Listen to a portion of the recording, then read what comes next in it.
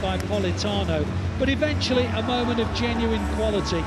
Lovely ball from Rodri, brilliant flick over the top by Foden, and there was Haaland for his 50th Champions League goal.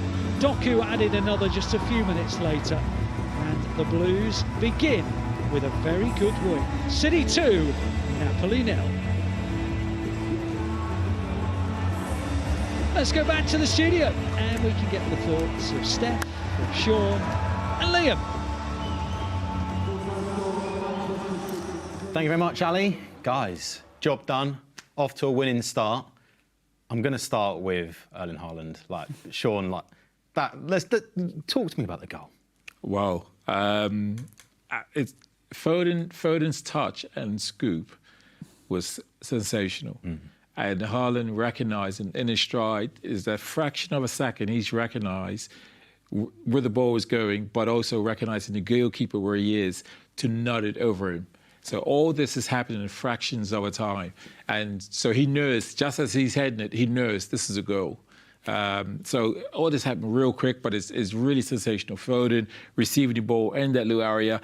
Looks as though initially when he first receives it, can he play it along the ground? You see two feet go to block that, but Foden's a step ahead, scoops it. There's a, you can't cover that one, and he's made his run perfectly timed and lobs it over the goalkeeper. It's a brilliant goal, and well, I don't think we ever doubted he'll get a goal tonight, but that is absolutely sensational. I mean, just for me, the improvisation and the quick thinking to pull that off. I mean, that's what obviously separates the good from the great. Yeah, and all the. I mean, he's a scorer of so many goals. I mean, we're seeing him score karate kick goals and his legs up by the crossbar and sliding in far posts and tapping balls in and run goalkeepers. We've seen him score all sorts of goals. But what's impressive really about this goal is, again, the thinking. Foden obviously gives it, puts it where he puts it, but it's that thinking to realise, oh, I've just got to nod it over him. As opposed to do anything else, he just knows, nod it over him, it's a goal. All real quick, and really pleased for him. Really pleased for him. He's just in great form. Like, this is what you want for your striker to start. Well, it could be scary. It could be another scary season of goals for scary hours for the defenders against Haaland. Yeah. Steph, we said off camera when Foden picked it up a few moments before and he took it on the half turn, and you went, he's just so good at that. And then the assist was almost a carbon copy of it, right? Yeah, I think for me, Phil Foden in them pockets and being able to receive on the half turn, but also his touch is incredible. Every time he has a touch of the ball, it's near perfect. And in them spaces, you need to be unbelievable with your touch, and he did it. And it was a great ball by Rodri to allow him to turn. I think the pace of the pass really, really helped. But I think even just that kind of like reaction to be able to lift the second pass is unbelievable. But I think Phil tonight was really, really good again. I think in terms of his movement, like picking up pockets, picking up on half spaces, but also he just looks fit and he just looks ready. And I think when Phil is like that, I think it's hard to stop him. And to get another assist as well, I think for him it should give him so much confidence.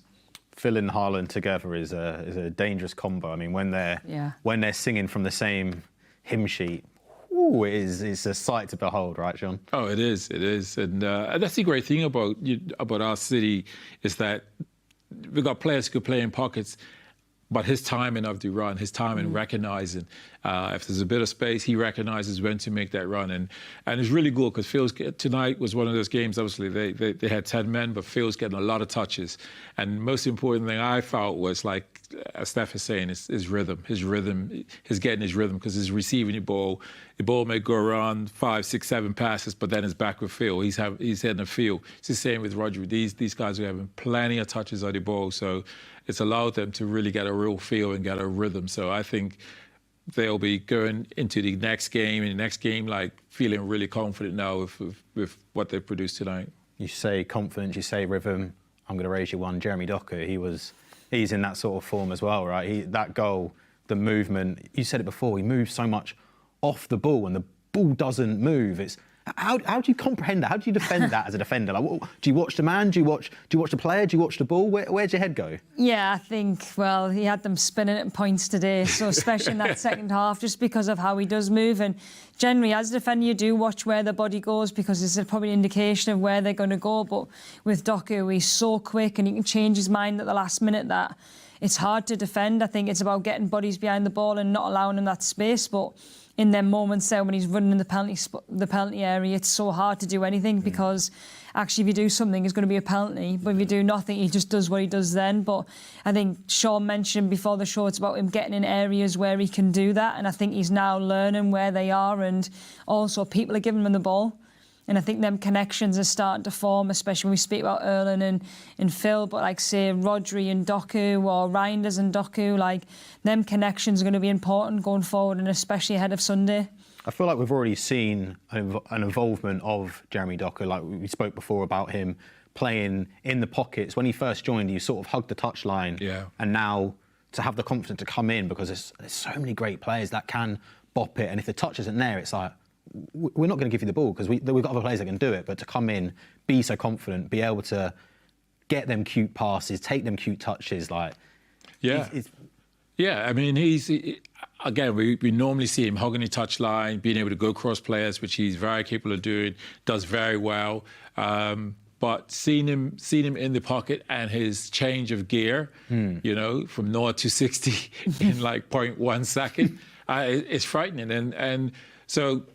you know, we mentioned it and we spoke about it, and it was surprised. Like, it doesn't surprise me that he actually scores. I thought he'll be receiving a ball there, doing what he did, and probably assisted. But when he went across that defender, I mean, we were looking and it was like, I don't know if the defender was trying to push him, but he was going across the defender before the defender was trying to reach out and grab him of some sort. And this is what's so great. We said it's not about him just being wide, not about him just being in the pocket. Sometimes in the pocket, sometimes out wide, and interchanging. Rico's come on. Rico's very capable of doing that as well.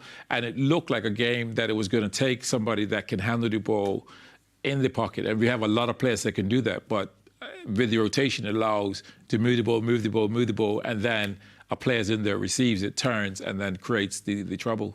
Shaun, you asked the question, do you think the team with 10 players would cover more distance or not? Steph, you were adamant that a team with 11 players would cover more, and you were right. That's a tough day. 105 kilometres of chasing the ball, essentially. Yes.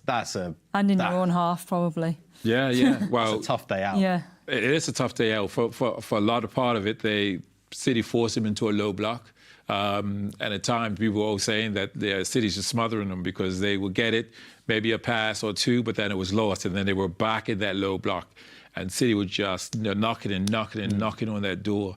But it was something that just watching the game, thinking like, you know, who's actually going to do more running? Will it be the team that got the last player, thinking you've got to cover the ground for that player?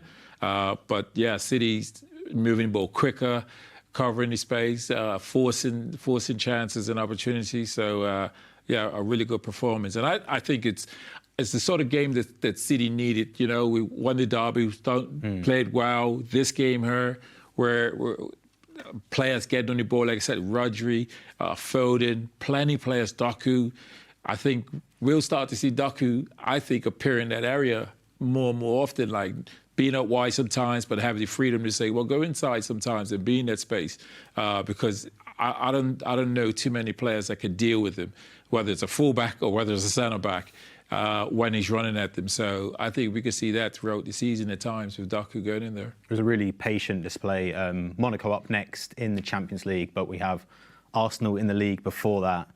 Steph, thoughts going into that game? It's a big game. I think it's always hard to play Arsenal at the Emirates Stadium, and of course you've probably got a tiny little bit of history in terms of the games are always quite ferocious. There's always some sort of drama or with players, and there's always incidents. So it's going to be a big game, and I think we put ourselves in a really good position in terms of the last two performances have been really, really good, and I think for me, the team stays the same. I think the way that the boys are playing at this moment in time, I think you got a chance to rest the likes of Haaland. Doku got a little bit of a rest. Rodri, probably our most important player in that six. I think he's obviously starting to get his minutes up now and gives him a chance to be fresher for Sunday with such a tight turnaround. So big game. And I think for us, I think we just go and do what we normally would do and play the City way, which is try and have as much of the ball. And I'm sure the atmosphere will be absolutely amazing. Talking of tight turnaround, Arsenal obviously played a lot earlier on, well, not earlier on than us in the week.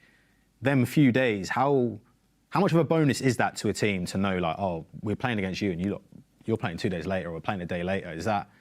Would that be something that you'd think about in training, that you'd talk about with the team? I think you're conscious of it because you probably think, OK, they've probably been able to get back from Spain yesterday, relax, maybe have a little bit of a day off today, and obviously the boys will be in for recovery tomorrow, probably hardly do anything Saturday and then be down London on Sunday. But I think when you're winning, I think it doesn't really matter. And I think that's the biggest thing, is that we've been able to win tonight. And of course, for players that don't play, it'll be about getting training sessions ready for the game on Sunday. But I think it's important now, we're starting to pick up a bit of rhythm. So I think them 2 days, and these boys have been used to it for years, playing every 2-3 days and trying to churn out results. And I can't wait to watch, to be honest. A 5-1 defeat last season at the Emirates. City going to want to go out there and prove a point. Don't worry about that. That was last season. That was a one-off. We're here. This is the team we are. You're going to want to prove them right. Well, exactly. City will not want to be going there. They'll go there knowing that it's going to be a tough game. They know that, Arteta probably knows City as much as Pep knows about Arsenal. The most important thing is that I think we've been on a good run of games. Confidence is there. And I think we're going there in a really good time and a good spirit. I mean, Haaland is absolutely flying at the moment, but he won't be the only striker on the field. Gyökeres has been getting compared to him a fair bit. Is that a subplot? Is that a battle people will keep an eye on? Even though they're on the opposite ends of the field, is that still something that the performances are going to... It's young and it's early in his career. To be compared to Haaland with what Haaland's done already, I don't really know where they get the comparison. He's got a lot of goals to be scoring. Again, he's a good striker, he's a good forward, but he's still got a lot of work to do. Now, in saying that, he'll want to be, proving himself in a game like this against City. He would want to show up. And likewise with Haaland will be wanting to show up as he does in big games, at big moments, producing his stuff. So it'll be interesting to see how they utilise him and how he plays in terms of Arsenal. But yeah, City we go in there, I think, really confident looking at this one. He's not an unknown entity for City. Gyökeres obviously scored a hat-trick against us in the Champions League last season. Will that be a benefit to the team, knowing that they've come up against him before, they know what he's about? Obviously, you watch the footage of him, you see, OK, good player, but to have already played against him, does he almost lose that sporting advantage? I don't know if he loses the advantage, but I think it obviously becomes a little bit into the forefront of your head because you've probably played against him, you know what he can do. But I think you look at them two centre-halves and Ruben Diaz and Guardiola, they'll be up for a physical battle if he wants one. If they want to try and run in behind, both of them can deal with that. So I think, especially when you train against Erling Haaland every day, that's as tough as it's going to probably get. So I think it is important that they win that battle. Of course, you don't want Gyökeres to be able to be on top and just try and get an advantage, because for us, it is about winning them battles all over the pitch, and that's certainly one. If we can prevent them from giving him chances, it gives us a better chance to win. Key battles. Where's the game won and lost against Arsenal? Shaun? Well, strangely enough, both teams are really good in terms of how they keep the ball and how they want to create. Arsenal probably have a real belief when it comes to set pieces. I think that's a key part in how we defend it. I think we're very capable of going and creating, beautiful chances and scoring chances and running away with a win. They're very similar, but I would say they have an edge on set pieces and have a real belief. So I think that is a key area for us defensively. Shaun, Steph, thank you very much. You've been absolute superstars. Make sure you join us at the weekend. We have FG, Michael Brown and Luke Stanley at the Emirates. And then right here in the studio, we have Nat and Izzy Christensen. Guys, thank you so very much. We'll see you next time. Bye-bye.